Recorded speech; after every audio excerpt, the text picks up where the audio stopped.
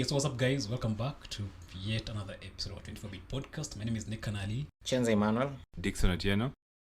Right, and today, guys, I want us to talk about, of course, something probably has affected us in some way, And a couple of weeks ago, I saw it trending on Twitter. Guys complaining about PayPal and how their accounts were being limited, how some were even locked out of their accounts, and all that stuff.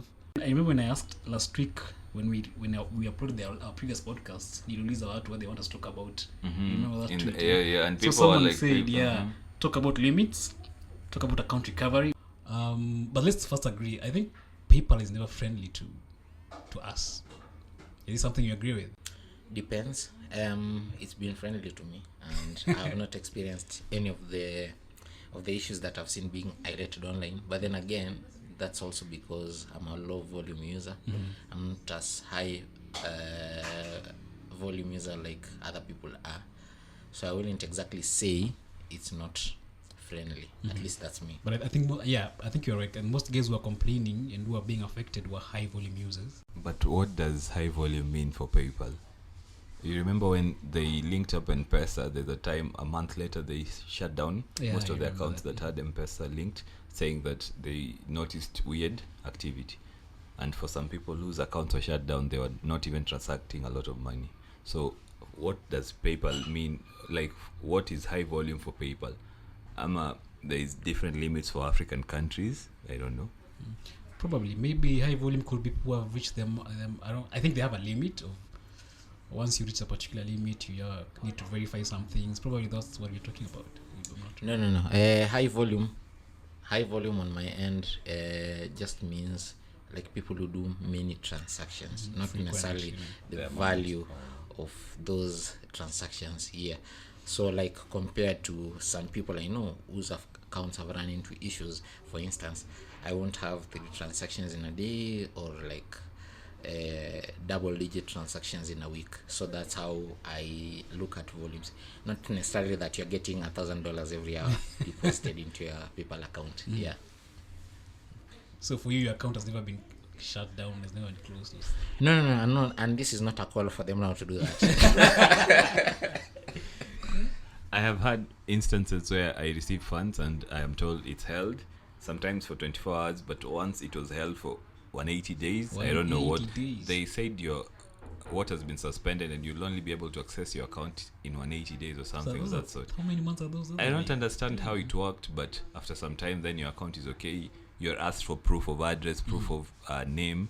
There's a time we were asked for, they keep asking for different weird documents. Then there was a time I couldn't transact via M-Pesa, the withdrawal part. You can send money to the account via M-Pesa, but when you try withdrawing, it says failed, something to do with the merchant. Then you're asked to verify some stuff. Then there's a time you get an email, you can now transact unlimited on PayPal. Then you try to transact and something has failed. It's always weird. You're never sure about anything. But the problem is not that such problems do not exist with different companies. The problem is that PayPal does not even take your customer requests seriously. Yeah. So the main problem with PayPal for African, especially for Kenya, is that whenever you have an issue and you send a message to them, nobody answers, nobody cares, nobody takes your concern seriously. Yeah. And I think they have the worst, customer service ever. Because even for me, the last couple of weeks ago, when I was trying to reach out to you to help me, with my account. Because what happened is they wanted me to verify some documents. So they verified my identity. Then when it came to verifying my address, that's what the problem was. I think they don't understand, like, our naming system is totally different. You know how we receive insurance? Yes.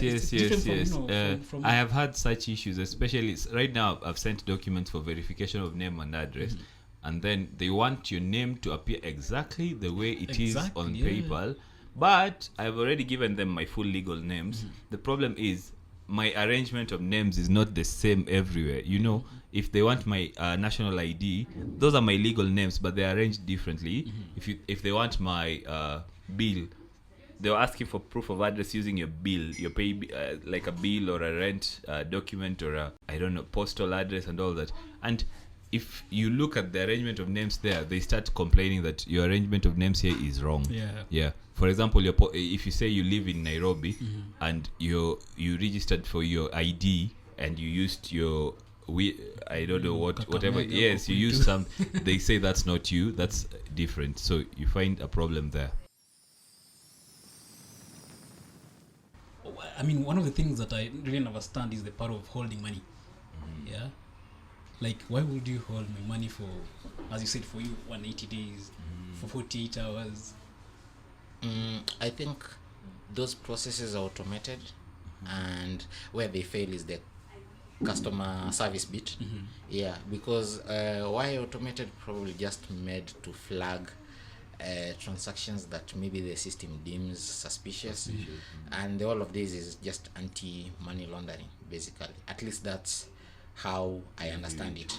Now, how it ends up being a problem is when this specifically tends to be biased towards some people.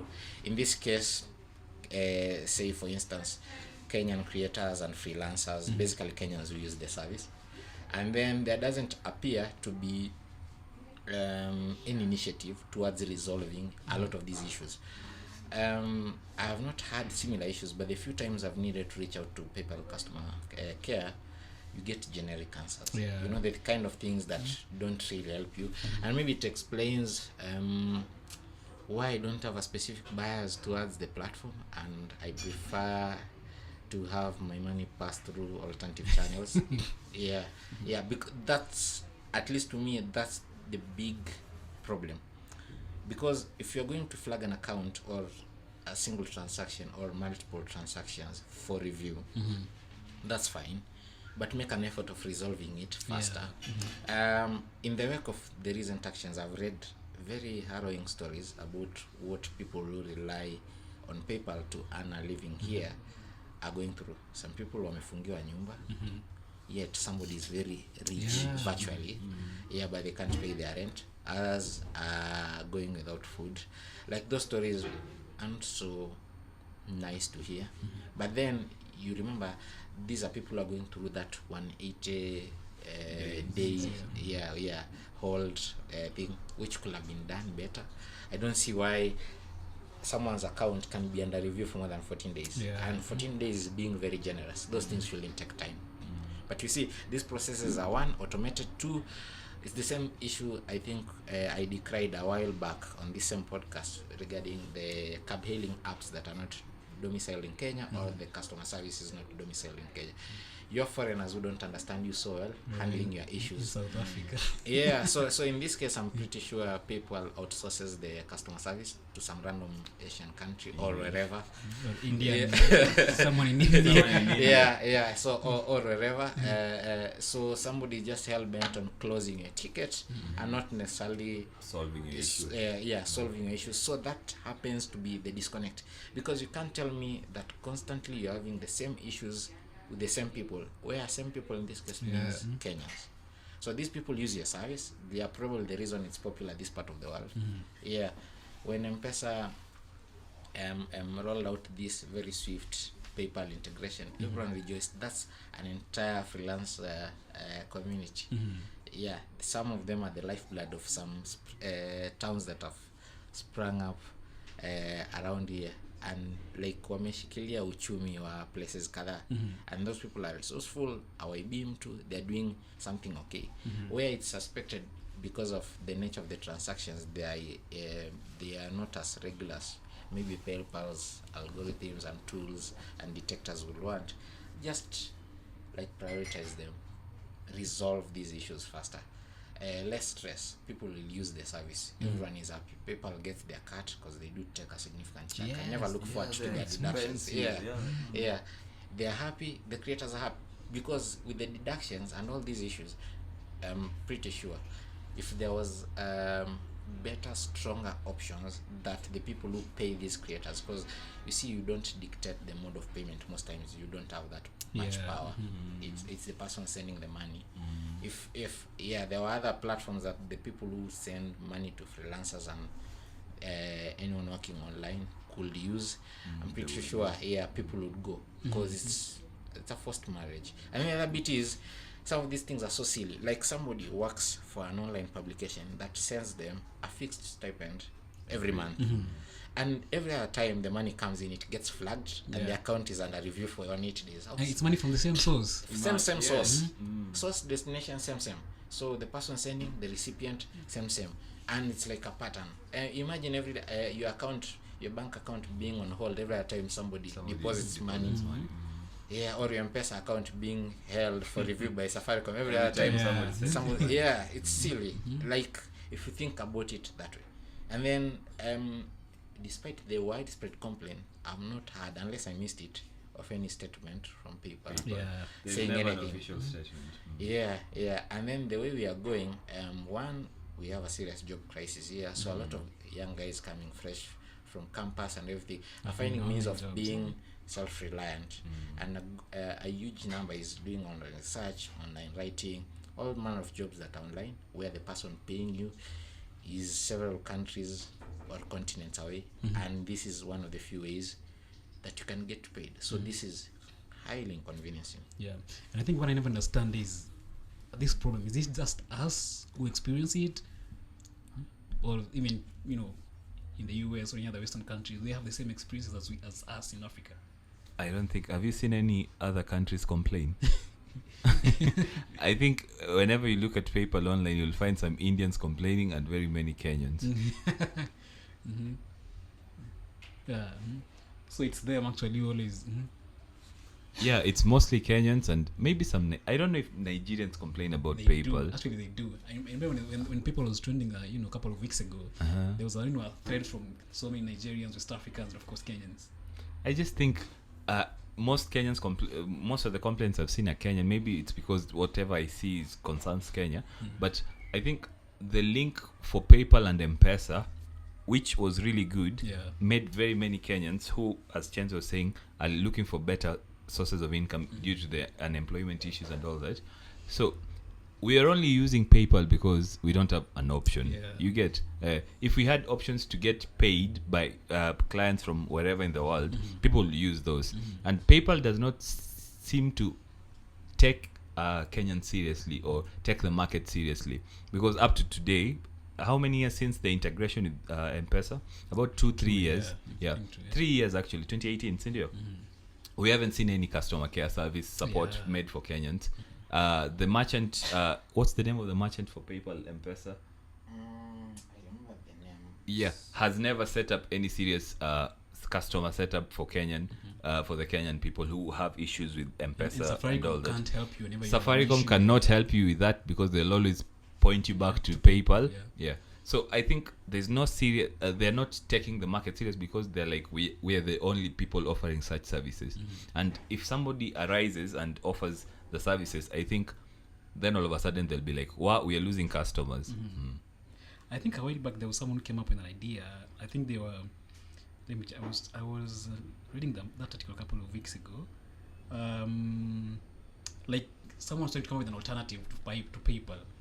I can't remember the name, but I'll try to look for it. But PayPal is so big. I don't think you can just come up with an alternative to PayPal. I think what you can come up with is existing money transfer solutions coming up to sort of be bigger and appreciate, like work better. For example, if you could receive cash through your M-Pesa from an ad for an article, if, for example, online writers and all that could receive cash through the M-Pesa through the different platforms, I think you'll be like, me by the way ni machana na PayPal, because remember PayPal charges you 4 to 10% of every transaction, and they don't even explain how they calculate the transactions. Sometimes they're different, and the worst part is, as Chenzo was saying, your account is just suspended or something is held with no explanation, no apologies, no nothing. They are called transfer to. At least, when they were doing the partnership with Safaricom, they were called transfer to. But then they changed names. They restructured and changed names. Tunes. I don't know how it's pronounced, but there's now two companies. There's DT1 and there's Tunes. They are Singaporean, something. They're Singaporean. Yeah. My problem was when Safaricom partnered with PayPal. It was like a good partnership, but they just waliruka watu wote wenye walikuwa wachajaribu the sort of solutions with PayPal. There was Chura. The name was Chura.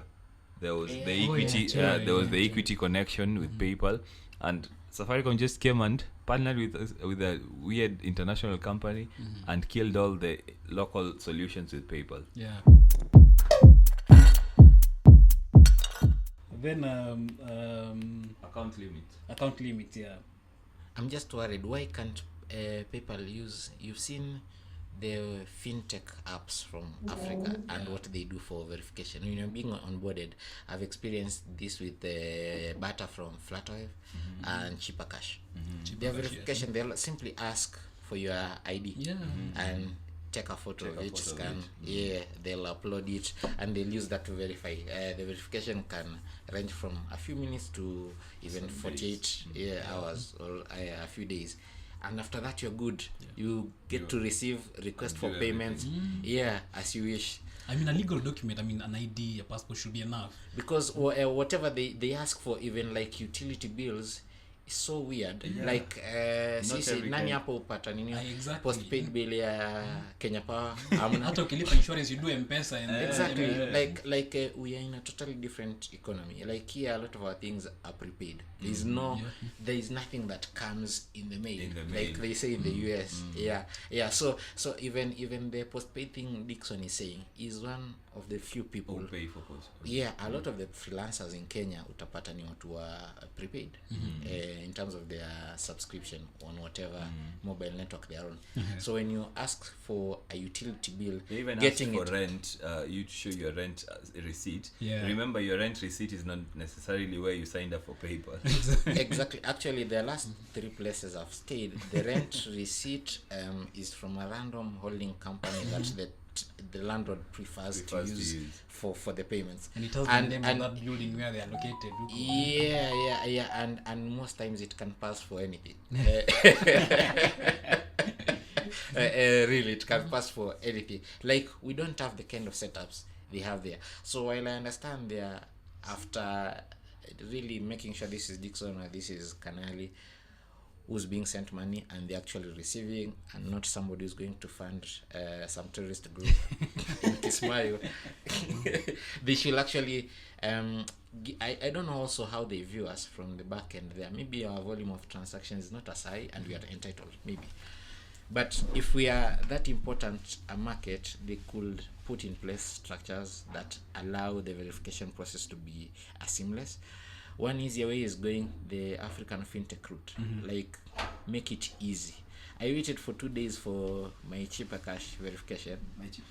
I waited for a few hours for my Flutterwave one, and that's that. So they could do something similar, because even the utility bills is a strong ask. Bank account, maybe you'll have some headway there. Still, those are not as cut and paste as they are in the US or these other markets where PayPal operates. When you think about it, how many of the online writers in uni already have access to banks where they can get their statements and all that with their full name and details? You were tweeting a few days ago that you pay how much to get a reference letter from Equity. How many students in uni open open accounts with such banks that even getting that statement is a lot of money? So why not just? How many times have I sent to PayPal my proof of identity in the last 3 years? They asked for passport when we were signing up. They asked for ID number they started recognizing ID numbers a few years ago. You sent that. Your utility bill. There's so much that you're giving them, but they still don't trust you with certain transactions. For example, there's times when a transaction is just flagged for no reason. You haven't even used PayPal for so many months, and then you're told you can't access your PayPal for this and this reason. And it just doesn't make sense. Maybe they don't view the market as serious for them. Maybe they make more money from other markets. But I think that they're going to lose really big if people start accepting other forms of payment outside. For example, the content creators who write all the documents they write for other people in other countries. Once they start accepting other forms of payment, or those merchants start using other forms of payment, I think the market that they hold here will just collapse, because not only are they expensive, because if you're paid say $100, how much do you receive? 95. It's 95. So they take $5. That's a What lot. the hell? That's a lot. Eh. And maybe they should put these restrictions on maybe, let's say, business accounts, not individual accounts. Yeah. But the problem is you can't always know which one is business, which one is Because when you're setting one up, an account Mm-hmm. up, you need to actually indicate is it a business account or is it a personal account? Individual account. Those are big problems. Just work for Africa. You have solutions that work for Kenyans and Africans. The other thing that they wanted to talk about was Adding a credit card that was hell on earth. Have you Have linked you added your credit card? to your PayPal account? Have you linked to your? Yes. How easy was it? Well, I did that for the first time. I think when was that? 2012 or something. Oh, Yeah. 2012. Yeah. Because I've linked to my new. Back then, We live among I elders. back then what I needed to do was go to the ATM at the student center, print a mini statement and get the code, because the other option was wait till the end of the month to receive the statement with the code. So that was my hack. It worked then. Every other time I've needed to, because I've since renewed many of my cards, every other time I've needed to link back, it always works. At least it's never been a hassle for me. So I had a KCB card, and linking it was a problem. The only card that has linked easily, and it's credit to them because they work really well with online transaction, is Loop. Yeah. Linking that was It was a really breeze. Because I used But that as well. ask you watu wenye wako na Equity card. Watu wenye wako Coop, wako Equity, suffer because you have to verify with the bank account that you're doing an online transaction and sijui nini. Yeah. But again, that's But I don't think it's important. PayPal should just survive on M-Pesa, PayPal, because that's what most Kenyans do. Yeah. I don't know, but I think the idea of verifying if you're doing an online transaction is good, because even for Stanbic, whenever I do a transaction and online, I don't know what they don't do this. I do that these days. But wakiona nimefanya kitu online, they have to call. Hey, But have you Loop paid? emails me. You remember that screen? Like, are you the one Loop who did emails this you. Have you done this transaction? The problem is the email is not confidential. That's the problem. I feel like somebody is there viewing whatever you're doing. But at least we all agree. People really need to do something about the African market. If they really want to stay, they really want to actually use the service, they need to do better. An update. I've stumbled upon an interesting response they sent to Business Today, because Business Today had a very interesting article around comprehensive article on the nightmare facing Kenyan freelancers and online people who use PayPal. Yeah, so Not a good response. so PayPal said accounts are only withheld when, quote, there is a higher than average risk associated with this payment, What is end quote. In a bid to create a safer online payments community. Come on. Then the statement they provided, Business Today continues, as long as there are no problems with the transactions, you will have the money within 21 days or less. 21. Typically, you'll have access to your pending payment after 21 calendar days maximum, or 24 hours after PayPal confirmed delivery if shipped with UPS, USPS, FedEx, Airborne Express, DHL, Ascendia, DTDC, Encenda, Fastway, Globistics, OnTrack, Pureleta, RL Carriers, RL Donley, Sendle, or StarTrack. 90% of those companies I've just mentioned and brands, I'm hearing about them today. Yes, and how many Kenyans use that? And I don't know anyone who uses PayPal, who uses any of those things. Yeah. See, So this is money just sent to your account. this is entirely Most grounded of the- in a lot of aloofness. Basically, they are very out of touch with the customer base that they serve, which is very interesting. Most of the payments on PayPal that you receive are always from like specific people, and those are the ones they flag. They don't, like, how many times have you paid for DHL or UPS or FedEx with PayPal? Is now what I believe should be the final part of the statement they shared with Business Today. Should one of your payments be held again, here's what you can do that can help you get your money faster. Ship directly using one of our supported carriers, or pay for shipping and print labels on PayPal. You can upload shipping information on PayPal and will automatically verify the delivery. Once you know that the item was delivered, we'll release the payment after 24 hours. If the held payment is for a service or intangible item, in brackets, e.g. piano, lessons, ebook, update the order status on your PayPal account and we'll get you money 7 days after verification. Still, none of those things I've just read Yeah. are things The that problems that are all the problems that we've just described. That's a whole level of aloofness. And as far as I'm concerned, I don't see there being a pathway towards a resolution soon, because there's a disconnect on between what the issues are. what the issues are, how they view their payment system, how they envision it is used, especially in Kenya, and how it's actually used. People just receive money for work done. Period. Yeah, they are not vendors shipping goods to some destination in Malaysia. Like even now, even most of these local businesses, how many of them actually have PayPal as a payment option? Very few of them. Exactly. So the statement that people shared regarding the woes being the woes of the Kenyan online creator and freelancer is geared towards merchants who have PayPal as a payment option.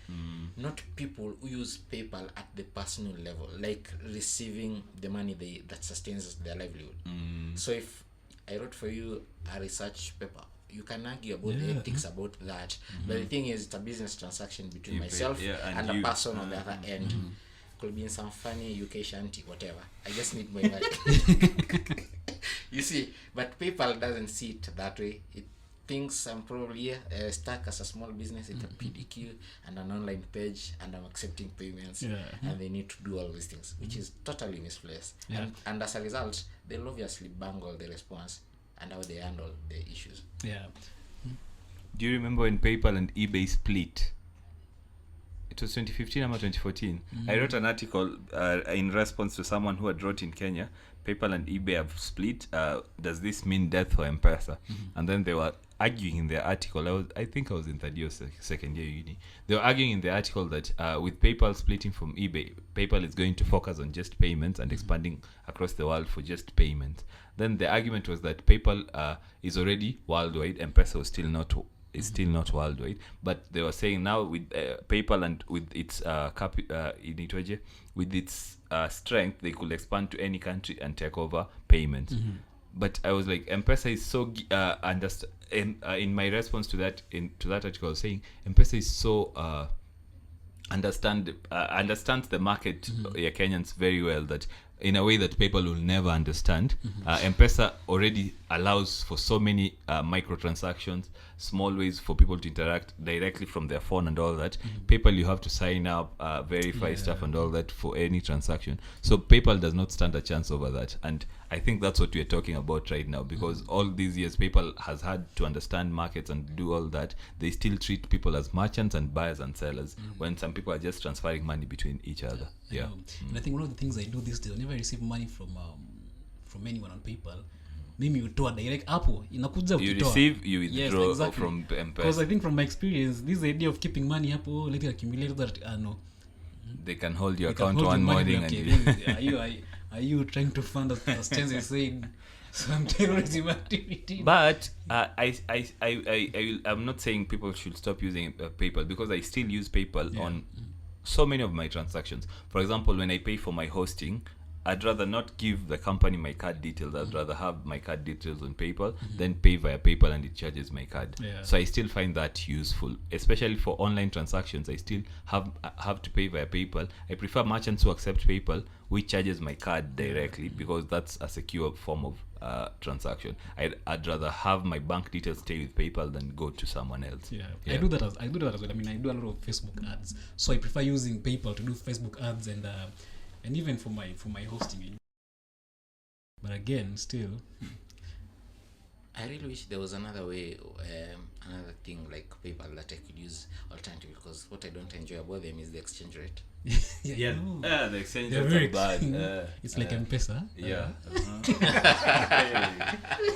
A very expensive service to use. Very expensive. Like, if someone sent me $100, I get $95. And then for you to exchange it to Kenya shillings. I know, you still get some deductions as well. It's crazy. What they have done very well is that they've hidden that from very many people. So you're already told 95 is this amount. You never get to see that the exchange rate is a certain amount. Wow. Okay, interesting. Well, I know it's a discussion we can keep talking, going on and on and on. But at least, I mean, as we said earlier, we all agree PayPal really needs to do something about this market, about Africa. Let's just, it's not friendly as we said, and we'll keep saying that. So I hope someone from PayPal gets to listen to this podcast. Yeah. If they don't read your customer complaints. Yeah, I know. Stop just ending tickets without solving people's problems. Yeah. Stop closing tickets to evil without fixing problems. I think the best thing that African startups focusing on fintech can do is find ways for these transactions that most Kenyans and Africans do because of online writing, online creation of content and all that. Find ways to make sure the payment process for them is much easier because PayPal has failed on that. Yeah.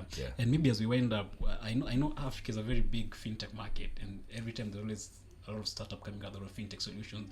So I'm really looking forward to see if someone will actually come up with another solution, an alternative for us to actually, because hey, PayPal, it's just crazy. Yeah. Anyway, that's it for today. Thanks guys so much for listening for this new episode. My name is Nick Kanali. I blog at Tech Trends, ke.ke.